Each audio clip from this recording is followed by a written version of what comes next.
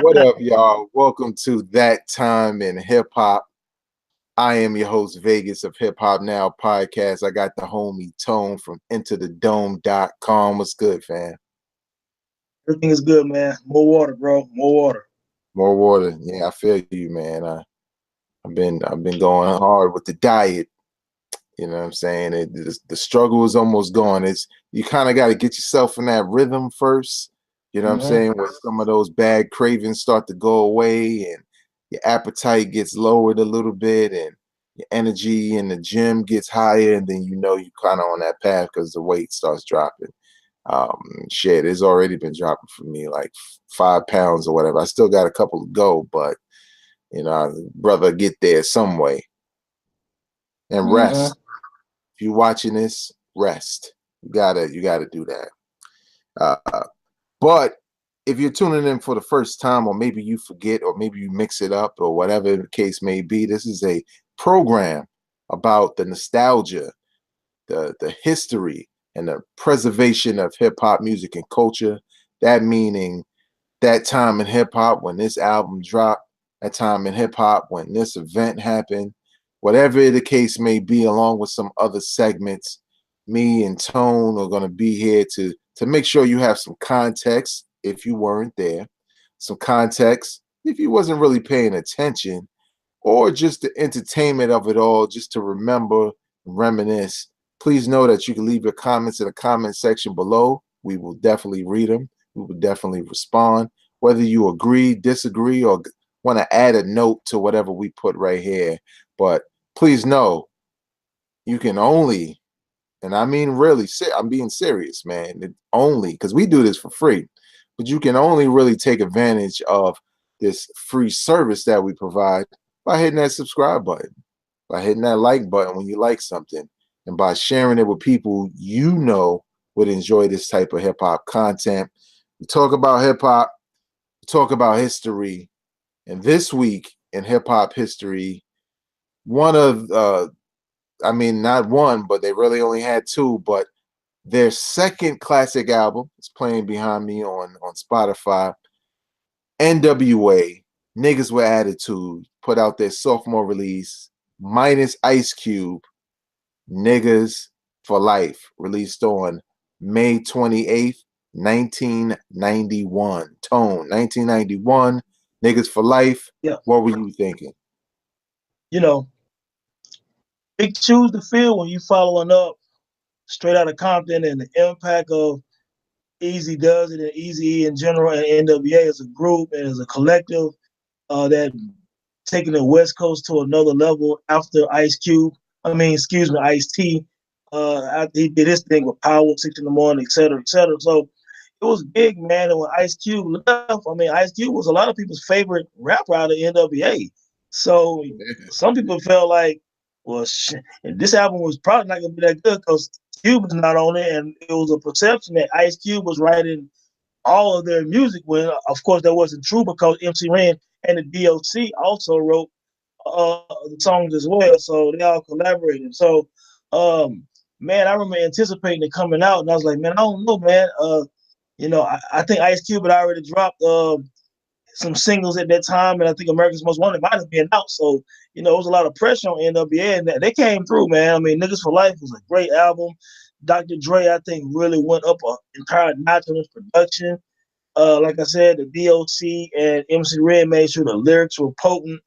Dr. Dre sounded good on the tracks that he rhymed on, and again, it was Easy. He was Easy. He had his funny tracks on there. He had his, he had his, he put his staple on the album. It sounded loud. The production, the engineering. I enjoyed. Days of Way Back was hardcore, hardcore beat. Appetite for Destruction. Oh man, it has some tracks on there, man. So after I heard it, I was like, man, they still alive and well, man. I thought it was a very dope album. Yeah, it's funny you would say that because Ice Cube was hands down my favorite out the group as far as MCs, with MC Ren kind of creeping up behind him because he Yeah, was just dope, and his demeanor was kind of similar to mine. Also, follow MC Ren on Twitter and Instagram. Very friendly dude. I mean, he ain't like, yo, I'm Ren. He just, I mean, like when you go to, because some people pages you go to, you know what I'm saying, is real hostile. The comment section is hostile. What they post is hostile. But when you go to somebody like an MC Ren, he's mad. It's like Chuck D, Right. mad approachable. You know what I'm saying? Really cool dude. You know what I'm saying? You love to see what he posts. He might come and check out what you post, but niggas for life, man. You know, when Ice Cube left, you know, I felt some kind of way, and I felt like, well, you know, originally around that time, you know, I was into hip hop, but I wasn't used to like groups just breaking up like that. So when Ice Cube left, I felt like there probably wouldn't be any more music from Ice Cube. And then I realized like, oh, well, oh, he can be a soloist. You know what I'm saying? And I can't say I was feeling the Benedict Arnold stuff, the attacks, but we know what happened. Basically, that album cover happened after Ice Cube dropped No Vaseline. But the album Niggas for Life, man, is a hip hop classic for all the things that Tone said. Always into something, appetite for destruction. Um, you know, even the funny joints, you know what I'm saying? She swallowed it. Yeah. Um, you know what I'm saying? And just the most dirtiest lyrics. I mean, we've heard dirtier, you know, Coogee rap and and some Too Short stuff, but just really, you thought the first album was disrespectful. This one was just up to the notch. And a quick tidbit for, you know, kids who are watching, wasn't around in 1991, maybe was born in 1991. And he was like, well, why are if it's called Niggas for Life, why is it backwards? Maybe you didn't know it was backwards, because when that shit first came out, I looked at it and I was like, what the hell is this? E5 fold? Like, what Yeah. the hell is it called? You know what I'm saying? But it was because the label, you know, didn't want to put the words, even if it had an A in it, they didn't want to put the word nigga on the cover in that way, which is crazy because uh, Richard Pryor had a whole host of nigga albums, and you know, super nigga and all types of shit. So Right. you know, we you live and you learn. But again, you know, this is a classic album from N.w.a. It ain't just about Straight Outta Compton. It ain't just about it being what Ice Cube, like Tone said. DOC and Ren did a terrific job of keeping that essence of N.w.a. Dr. Dre ramped it up on the beat side. You should definitely check this out if you never heard it. And if you one of them dudes who like to collect hip hop and you don't have, NWA only has 2 albums. They only have 2 albums as a group.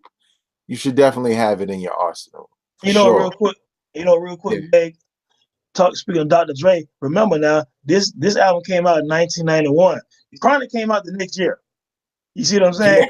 Yeah. So Yeah, a lot that's of people don't crazy. understand how fast that transition happened from NWA totally disbanding after Niggas for Life, and Dr. Dre had the Chronic out within 12 months of Niggas for Life. A lot of people don't realize how fast that was.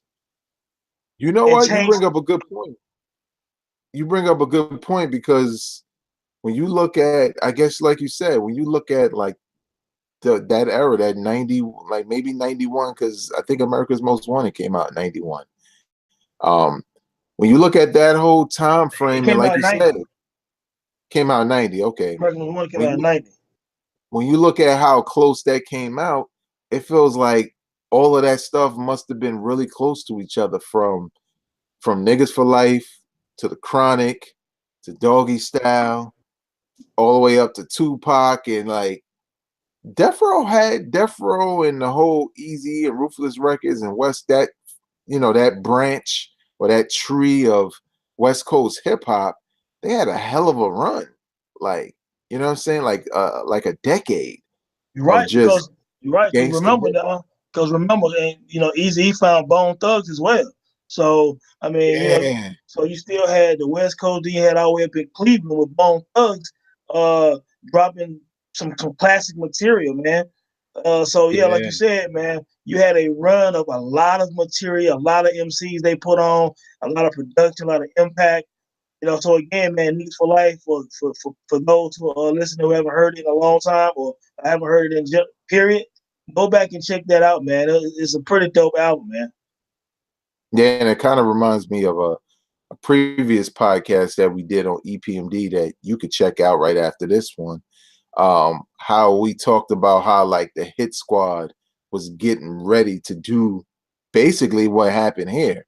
It's just that these branches of the whole NWA tree, was people departing and going off in different directions as opposed to it being all under one house. But it always felt connected because NWA only had 2 albums. You know what I'm saying? So we started kind of Two felt, albums, and the 100 Miles Running EP.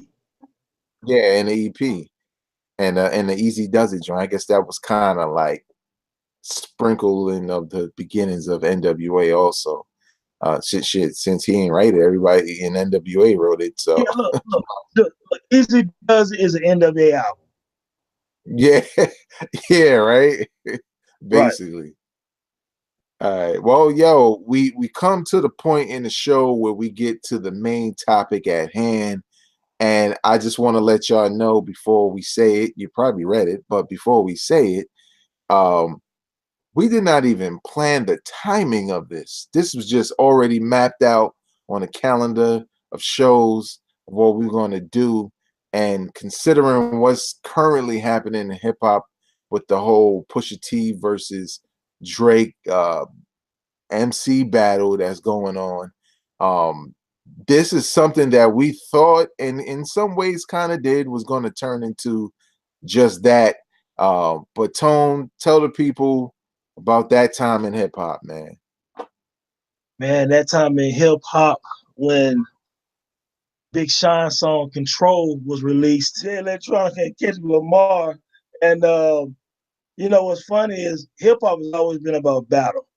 And all the way back to Kumo D and Busy B, on up to LL and Mo D again, and just all type of other battles, even with NWA, like we spoke about a few minutes ago, with Ice Cube and things of that nature. It's always been about battle. I mean, kids battled in the park in the ciphers back in early as 81, 82, 83. So I'm always down to hear MC challenge all peers.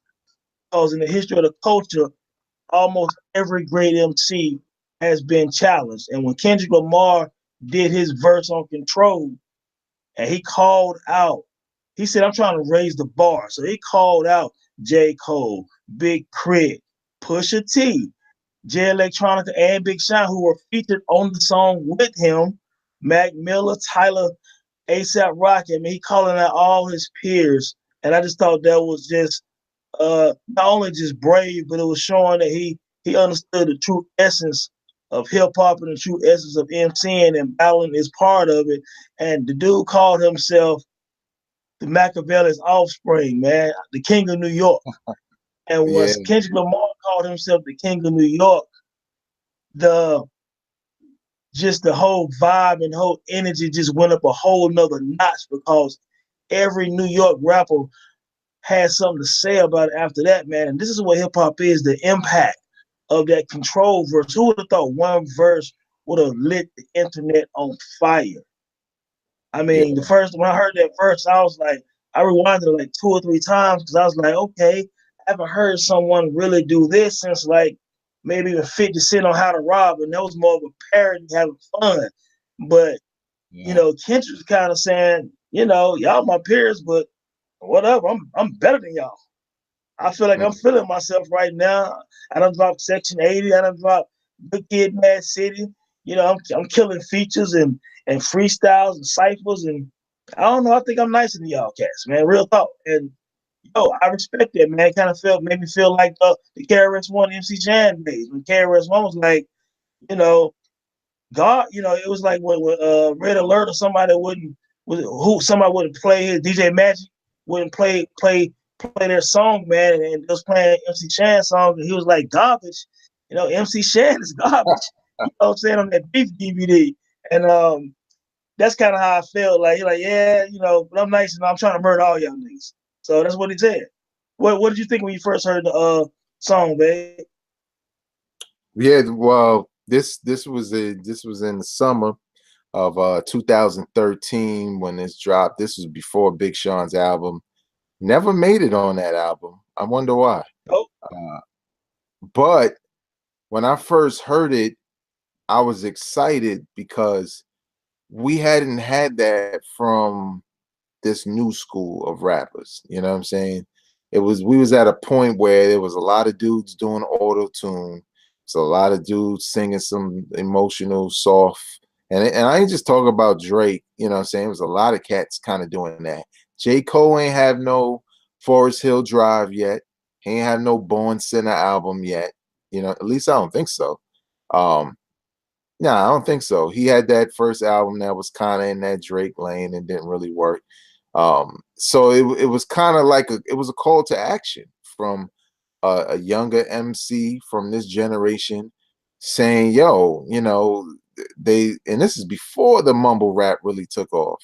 Um, you know, just saying, "Yo, we can't be the generation of poor quality music and poor quality MCs. Like, it's too many of us out here who rap. You know what I'm saying? So it's time for us to step up our game." And you know, I messed with that because I was like, yeah, like I like the music I was hearing from cats, but we were kind of losing that competitive spirit. And for a dude who was closely or seriously becoming my favorite new MC to set it off in the way he did, um, it was just amazing because it was like, damn, he did this on Big Sean's record. He called Big Sean out and Jay Electronica. He made Jay Electronica, who wasn't that far removed from his height, see, we forgot he was on the record. Like that's how crazy it was because the Big Sean verse was all right. yeah, it was all right. Um, you know what I'm saying? He set that joint off right, but Kendrick just took control with an aggression that was traditional hip hop. You know what I'm saying? And You like know you what, said, too? You yeah, know what, too, man?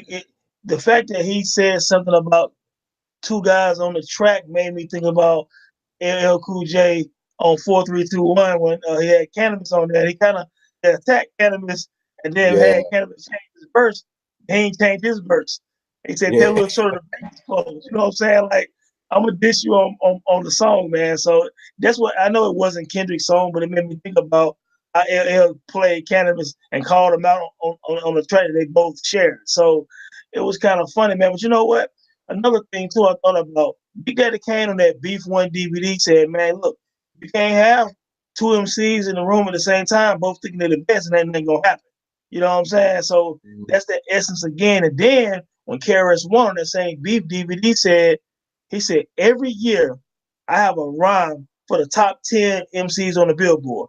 He said, no disrespect, it's just how I practice. You know what I'm saying? And Mm, KRS-One talked about that on that Beef DVD. He said, so understand, if you're in the top 10, on the Billboard, I have a rap for you that'll kill your career. Word up. That's what he said. Anybody want to go back to the Beef DVD, put in KRS-One Beef DVD, and you'll hear him talk about his the way he practiced as far as writing battle raps for all the top MCs each year. And that just goes to show he still understands the essence. And I think Kendrick Lamar's a student of the game. Tupac, one of his favorite rappers. He's a big fan of like Nas and Jay and Corrupt. As a matter of fact, when I used to listen to k.r.i.t, he was called k.r.i.t early in his career on YouTube when he was before he got a deal and all that. He had that same aggression like Corrupt, and you know Corrupt, the same guy who he battled Dog, Mobb Deep, and everybody like that doing the East Coast West Coast on the New York, New York. I mean, he's a battle MC, and matter of fact, Kendrick has a song called Corrupt on his earlier mixtapes. You know what I'm saying? So Kendrick has yeah. the spirit. Kendrick Lamar has the spirit of battle MC in him. Don't let his creativity and his videos and some of the albums like To Pimp a Butterfly and all that, don't get it twisted. He's a battle MC at heart. So he threw that out there because he's a battle MC. Then he go on the BET Cypher and diss cats all over again, basically. So he's not afraid to battle, man. So I think that he's trying to bring that back to the mainstream hip hop artists, and none of them took the bait. They all stayed quiet. You know what I'm saying? it was the other MCs like your Joel Ortiz and Papoose and all those guys started making these control disc records, and Kendrick just kind of overlooked that because he was trying to push the people he thought were his peers who were all mainstream success at that time. And J. Cole had just dropped Born Sinner actually a month before Control dropped. Oh, okay, yeah. And Kendrick is on that album, isn't he? Right? I think he's on there. I He forget is the on name of there. the track. Yeah. He's on And that track. I think we got that Tri-Call Quest sample on it. yeah, I know what you're talking about. Yeah, that's the song. That's the song he's on. The other thing that people didn't get at the time is that that King of New York line was a corrupt line. He just flipped it a Ah, little bit. And he actually said something similar to it during them k.r.i.t days. But he perfectly placed it. I mean, even when you think about how the lyrics start, when it's like tell Flex to drop a bomb on this shit, you know what I'm saying? Like he already knew. He sets it up perfectly. He like everything you could easily just start naming names in your rhymes and saying who need to step up. The fact that he called J. Cole Jermaine, and right. that's his man, I'm just like, yo, this is some hip hop shit. And you This know is what? some hip hop shit. Yeah, and that is his man because a lot of people don't know that on Kendrick's first album, Section 80, his first single was a single called High Power, and that's produced by J. Cole. You know what I'm Yeah. saying?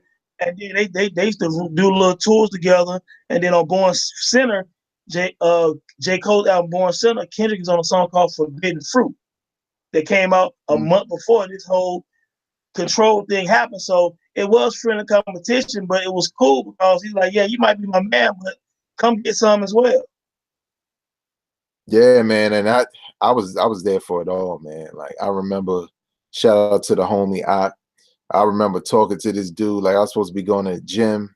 I was in the car, it was the first time I heard it. I had to call him. I was like, "Yo, you hear this Kendrick Lamar verse on this control joint?" Because for us, we done been through so many battles, some of which you name, like KRS-One and the whole Queensbridge thing between Queensbridge and BDP, to Cannabis and LL, Ice Cube and n.w.a, I'm saying, Common and Ice Cube, all these Yeah, different battles, what I'm saying, that happened over time. Tupac would hit him up.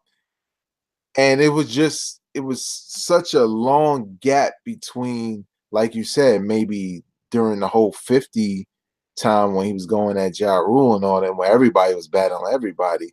Um, we just hadn't heard anything from this younger generation, which was fine. Um, but we knew some of these dudes could rap. And the fact that Kendrick could do that, and on a record, and I mean, really make you forget who else was on it. Like, I think we just remember Big Sean because it was his record. That's like part of the mystique. Like, damn, that wasn't even Kendrick's record. But again, like, Jay Electronica was just forgotten after that. And maybe t.d.e and Kendrick and them did do them a little bit dirty, sent the track and came back, and he just had this verse on there where these dudes was just rapping. Kendrick was on something else. But it's just another feather in that dude's cap, man. And something, like you said, you can't really take away from him because a lot of people getting distracted by who he is now as an artist, forgetting about, them days when he did that. And that wasn't that long ago at well, all. you know what 2000. too? Yeah, yep. So, and again, I respect MCs who will do that at the height of their popularity. Good Kid, Mad City was a platinum album, was critically acclaimed, and a lot of people wouldn't take a risk at giving someone else a shine and allow them to take their shine. And he said, basically, I'm gonna go at everyone and issue this challenge.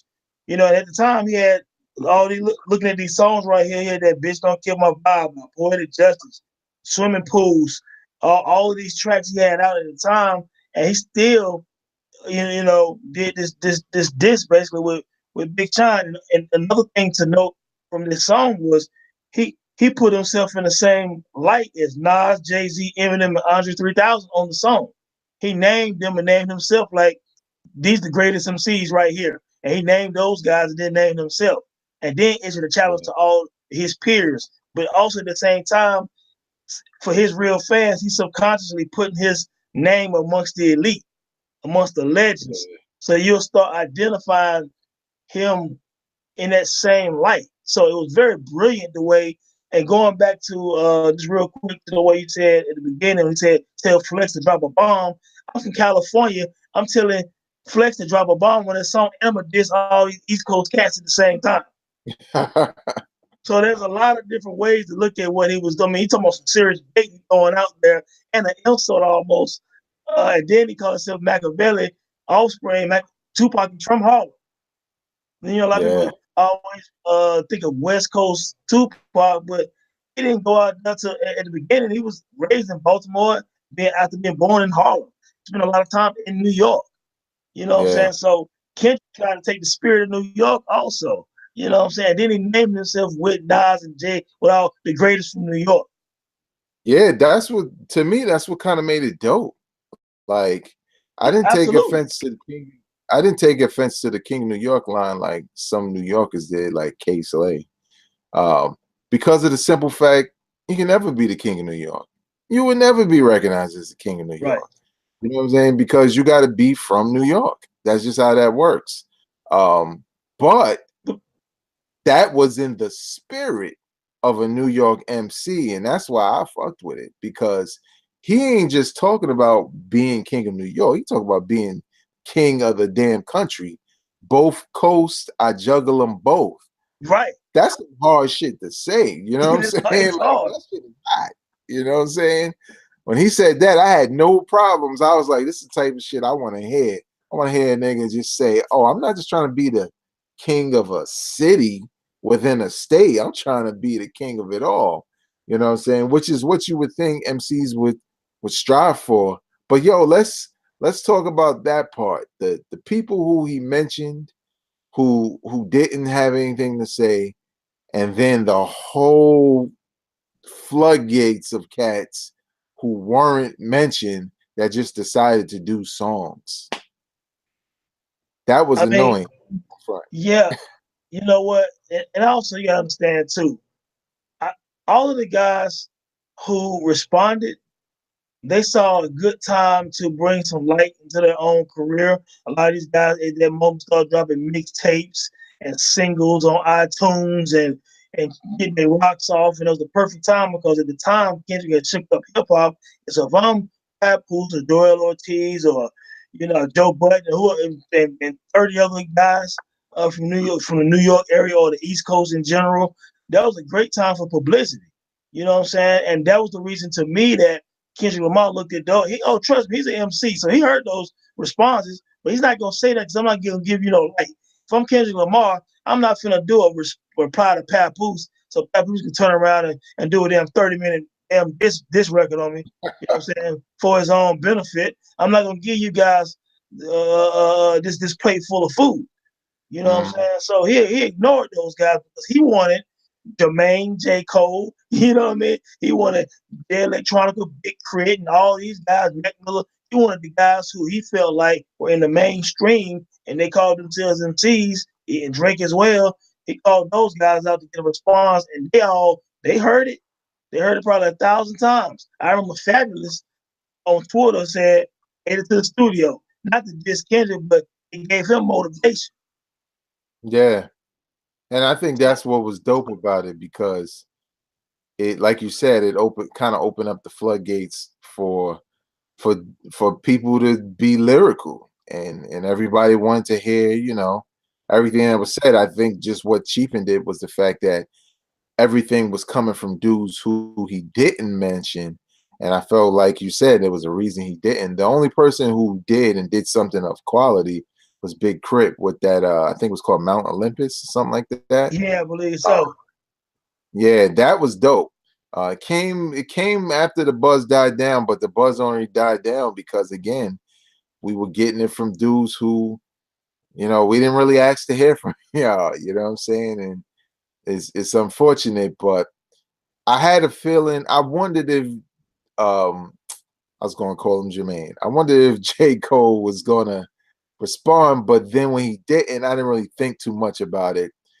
But I think the one thing that bothered me the most was when Drake took a whole different mentality with it when he decided that, he was really mad about it and decided that he didn't want to work with Kendrick no more, and I guess he felt like when he was working with him, he thought they had some sort of camaraderie or whatever, or maybe he felt like he was doing him a favor or something, whatever the case may have been, because he for damn sure was a bigger artist than him at that time.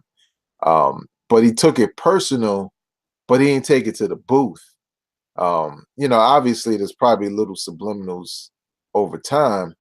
But I think that probably bothered me more than anything because I'm like, well, you one of them dudes. You ain't gotta diss this dude back or make a diss record. You just really gotta, acknowledge it in the same ways. You know what I'm saying? Like I hear you or whatever the case, or don't make nothing.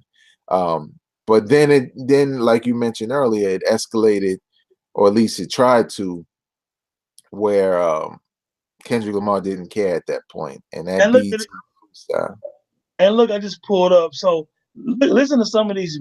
So it did shake up hip hop for a minute. So these are all the people who responded in the song.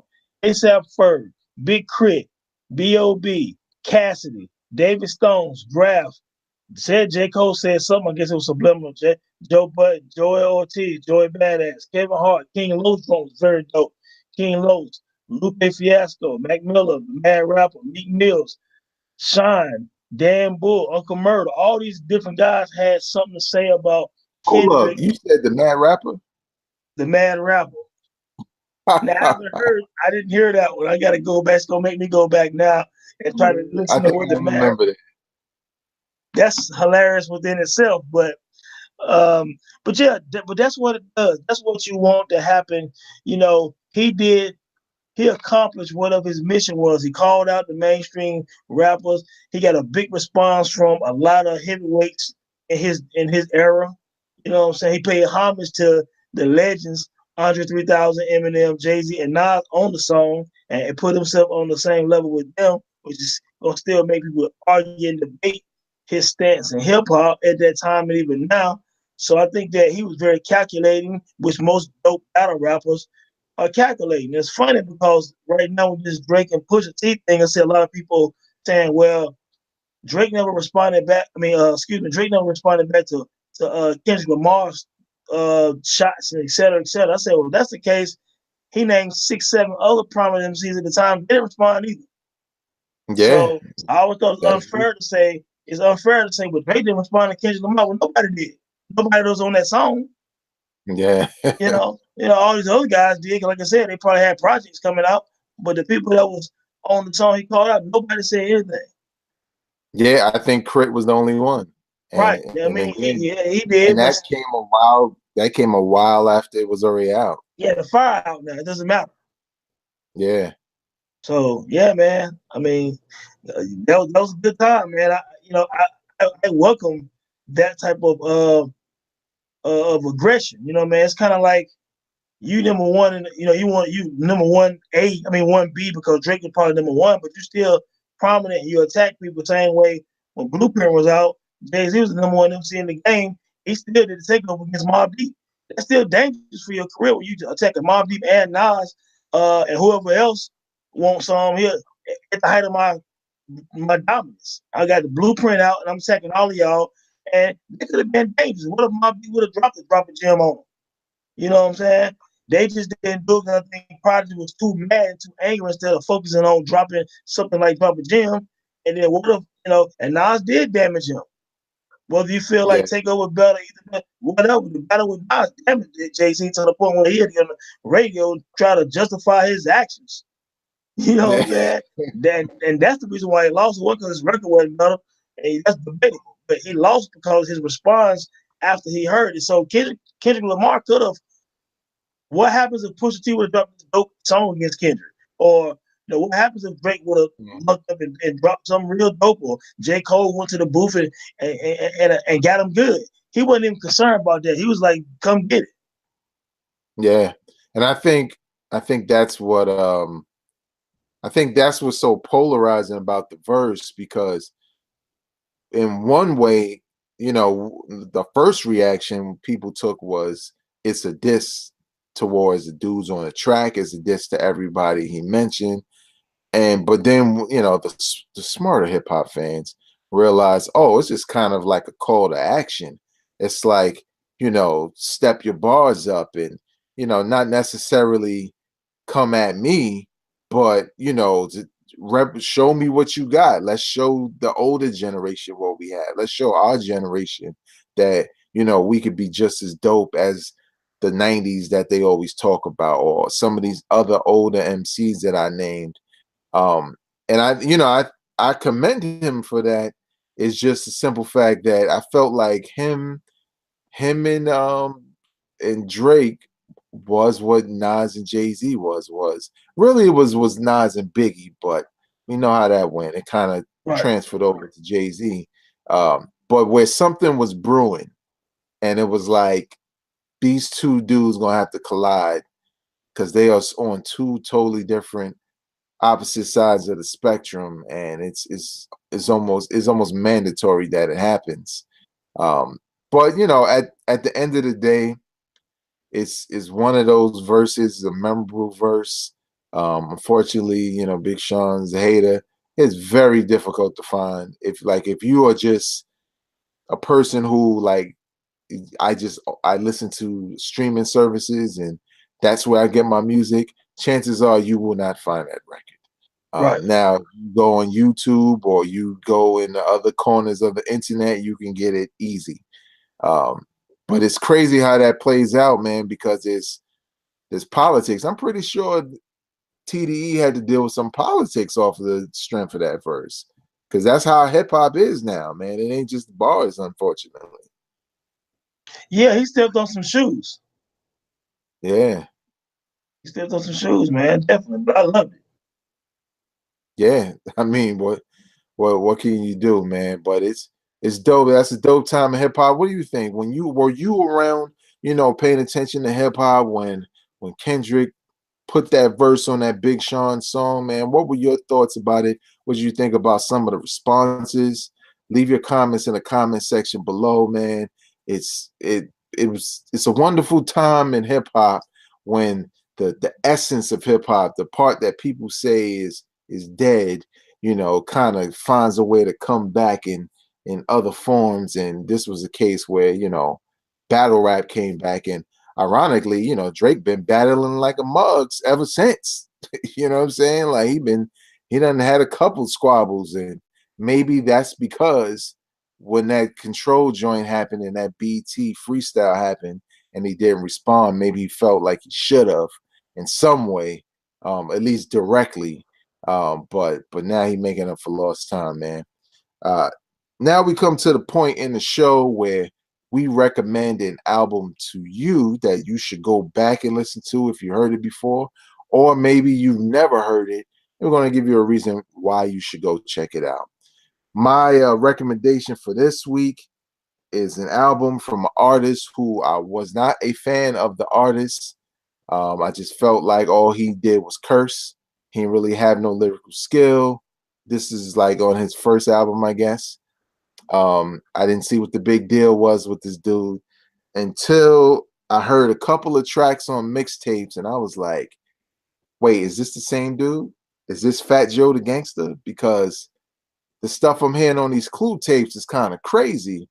And then no, not August, October of 1995, Fat Joe released, in my opinion, his classic album, because that's his classic, Jealous One's Envy. 11 tracks, not too long. Producers from DITC to Beat Nuts. Guest features from Raekwon to KRS-One to obviously Pun and Terror Squad. Mine is Remy Ma. Tone, when this album came out, man, I was at a point where I would be stubborn with certain artists. If I just like a couple of singles, that was all I ever gave you. Was I like a couple of singles, I'm not going to buy your album. the way I purchased, or not even purchased, and I still have the actual cassette. I was at a party in B-more while I was in college, and at the end of these parties, the record label reps, that the college reps would walk around with their promotional tapes in their box, and then after the party, as people leaving, they would hand out tapes. And usually, sometimes I would take them if it was like a sampler with some exclusive stuff on it.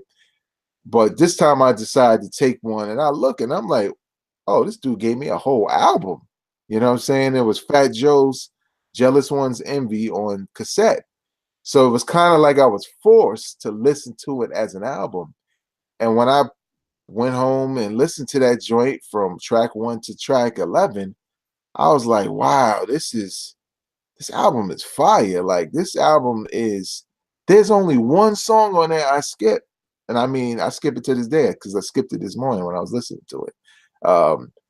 But it's just an extremely dope album, a real gangster vibe. But from a Puerto Rican standpoint, they even got a skit with the Godfather, one of the Godfather themes playing in the background while they talking in Spanish. And it's kind of dope because, they're not emulating Italians. They're doing their heritage, but it's coming from, a Puerto Rican dude and his peoples. Um, but so many dope records. Let me pull up a couple of tracks. Tone, what did you think about this album? Jealous One's Envy, Fat Joe. You heard of it? Man, Jealous One's Envy is very dope, man. 2 years before that song came out, Fat Joe had that album Represent, I believe, and had that, you got a Flo Joe and all that. And I was like, yeah, I like that dude, Flo Joe. It's all right. And then I heard the song Success, and I saw the video Success, and it had Nas on there, it had Common on there, it had Mac 10 on there. Then it was in that room where everybody had Raekwon, Ghost, all these people. I'm like, damn, Fat Joe got some props, man. He only had one album came out 2 years ago, and it wasn't no big legendary Illmatic or Ready to Die. But they said he was official in the Bronx and official in the streets, and people respected him. And dude, he had everybody on that Success video.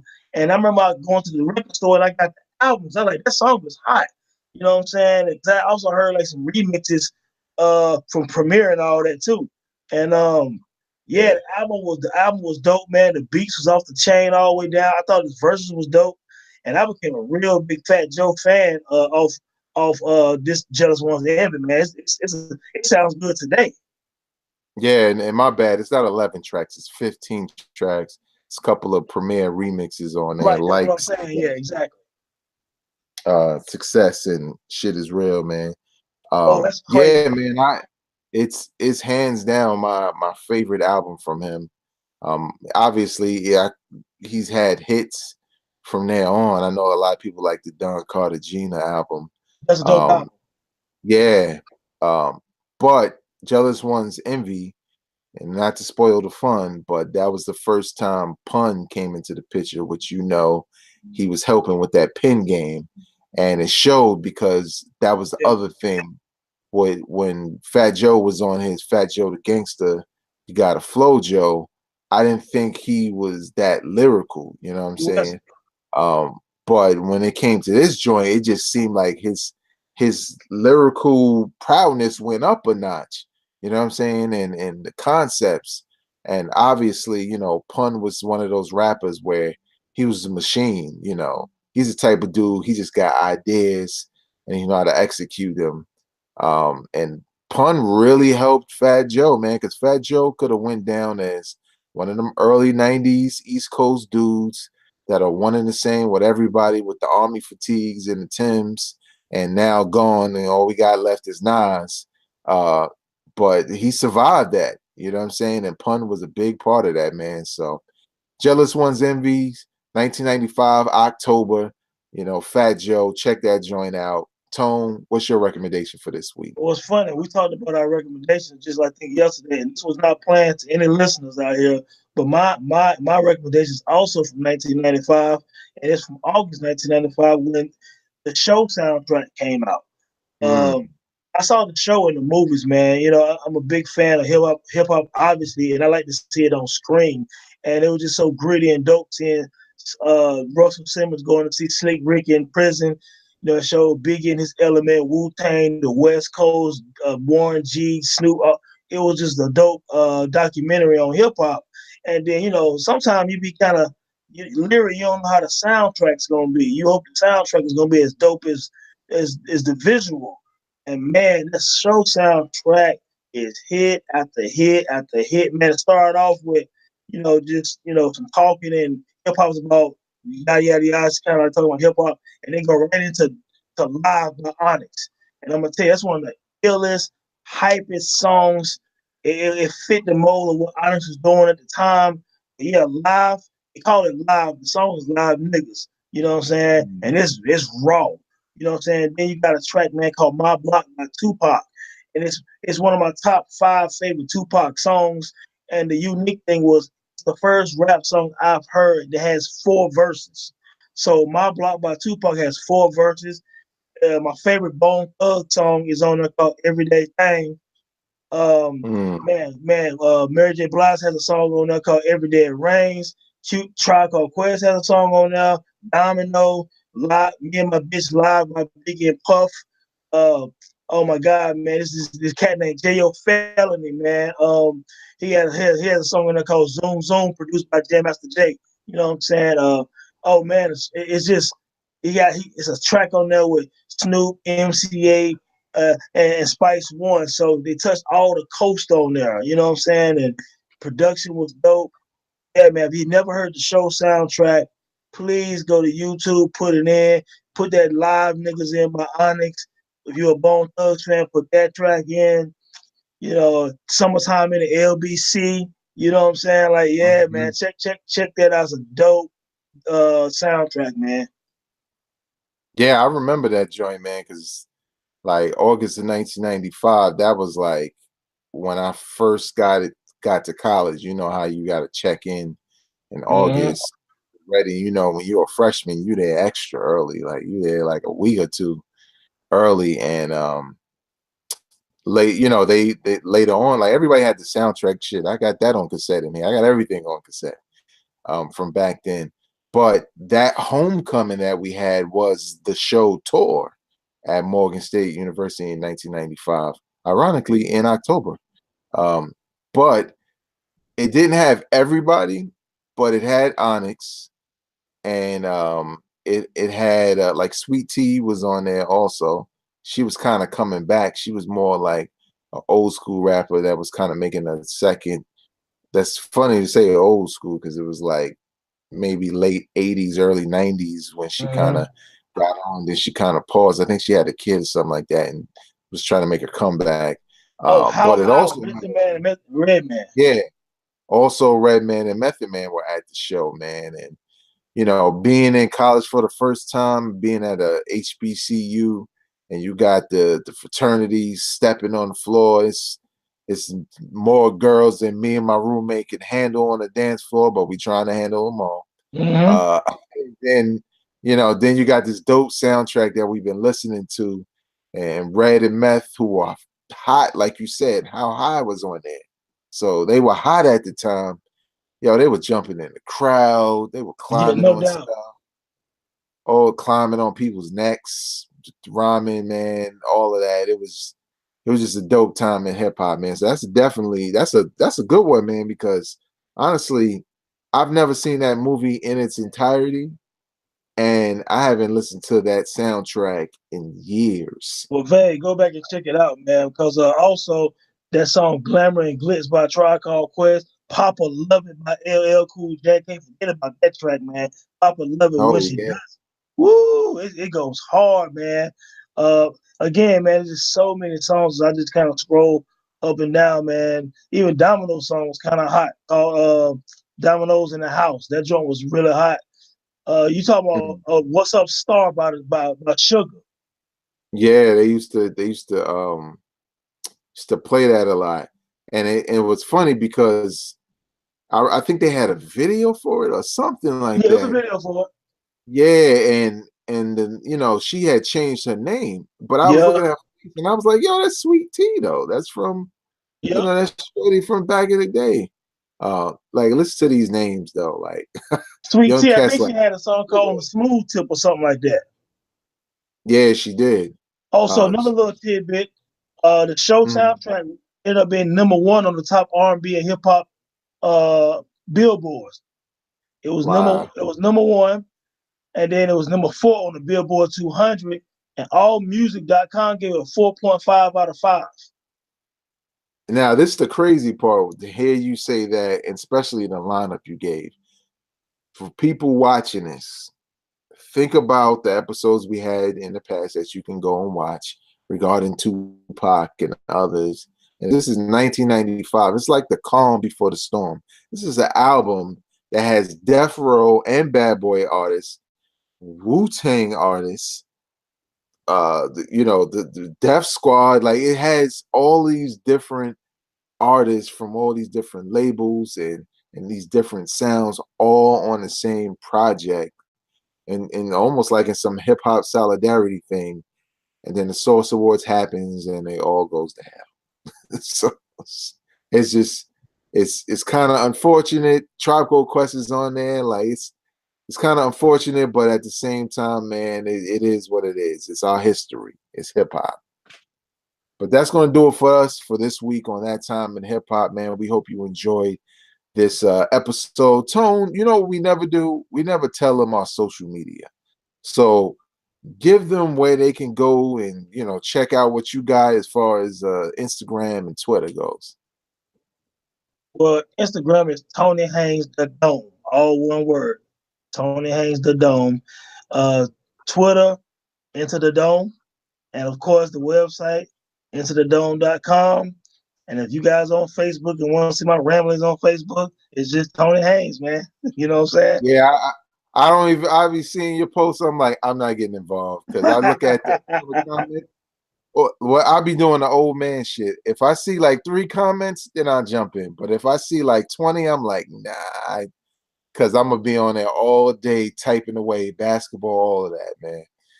But if you want to follow me on Twitter or Instagram or both, you can follow me at Vegas World INC. Like Tone said, you can check out this podcast, video and audio, along with a host of articles that you can read about hip hop and music and even life in general on enterthedome.com. We appreciate you, man. Subscribe to this podcast, share it with a friend, hit that like button, and leave a comment. Let us know what you think. If you go back and listen to any of these albums, whether you were around that time or not, give your review in the comment section.